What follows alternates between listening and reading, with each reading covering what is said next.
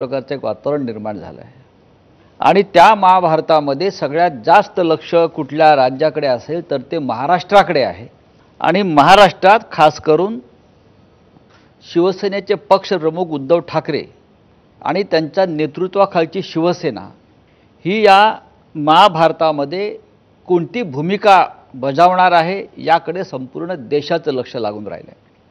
आज आपल्या स्टुडिओमध्ये सामनाच्या स्वतः शिवसेना पक्षप्रमुख उद्धव ठाकरे उपस्थित आहेत।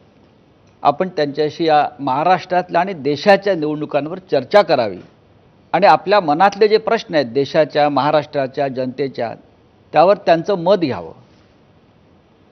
उद्धवजी, या आजच्या चर्चेमध्ये आपलं स्वागत। जय महाराष्ट्र। जय महाराष्ट्र। खरं म्हणजे एक प्रदीर्घ प्रवास करून आपण परत मुंबईत आलेला आहात। गेले अनेक दिवस आपण महाराष्ट्राच्या कानाकोपऱ्यात फिरताय। फक्त शिवसेनेचेच उमेदवार नाहीत तर काँग्रेस असेल, राष्ट्रवादी काँग्रेस असेल, अशा प्रत्येक उमेदवारासाठी आपण जातीनं वेळ देताय आणि महाराष्ट्रामध्ये या रणरणत्या उन्हामध्ये फिरताय। मागच्या निवडणुकीला आपल्या छातीवर धनुष्यबाण होता, आज मी आपल्या छातीवरती मशाल पाहतो आहे। धनुष्यबाण ते मशाल हे जे स्थित्यंतर झालं आहे त्याचा या निवडणुकीमध्ये काय परिणाम आपल्याला जाणवतो आहे?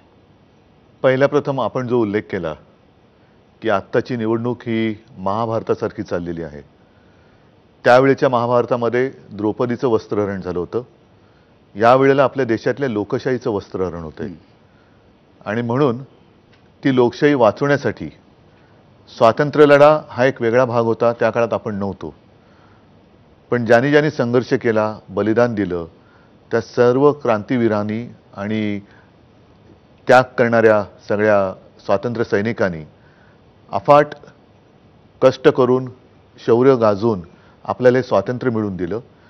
हे स्वातंत्र्य टिकवण्याचं काम हे आपण केलं पाहिजे। आणि पुढचा जो तुम्ही प्रश्न विचारला त्याचं उत्तर हेच आहे की धनुष्यबाण ते मशाल, लोकशाहीचे धिंडवडे निघत आहेत, संविधान पाळलं जात नाही आहे, पक्षांतर केल्यानंतर अपात्रतेची केस ही अजूनही तिचा निकाल लागत नाही आहे, वारंवार कोर्टाने फटकारे मारलेत, सुनावलेत, खडेबोल सुनावलेले आहेत। तत्कालीन राज्यपाल म्हणून जे इकडे बसले होते त्यांना आता सद्गृह असं म्हणायचं का काय म्हणायचं, त्यांनी ते अधिवेशन बोलवणं कसं चूक होतं, त्याच्यानंतर मरे लवादानी दिलेला निर्णय कसा चूक होता, निवडणूक आयोगाला सुद्धा हा निर्णय घेण्याचा अधिकार आहे का, याचं कारण सर्वोच्च न्यायालयाने म्हटले की पक्ष कोणाचा हे तुम्ही लोकप्रतिनिधींवरून नाही ठरवू शकत। म्हणजेच काय, जे मी म्हटलं की लोकशाहीचं वस्त्रहरण चाललंय आणि त्याच्यावरती कडी म्हणजे अजून याचा निर्णय आलेला नाही आहे। सर्वोच्च न्यायालयात आपल्याला न्याय मिळणार ह्याची मला खात्री आहे, कारण तसं घटनेमध्ये नमूद आहे परिशिष्ट 10। सर्वोच्च न्यायालयाचा निकाल बाकी असताना पंतप्रधान आपल्या शिवसेनेला, म्हणजे माझ्या शिवसेनेला, जी शिवसेना बाळासाहेबांनी स्थापन केली, जिचं नाव माझ्या आजोबांनी ठेवलं, तिला नकली सेना म्हणतात।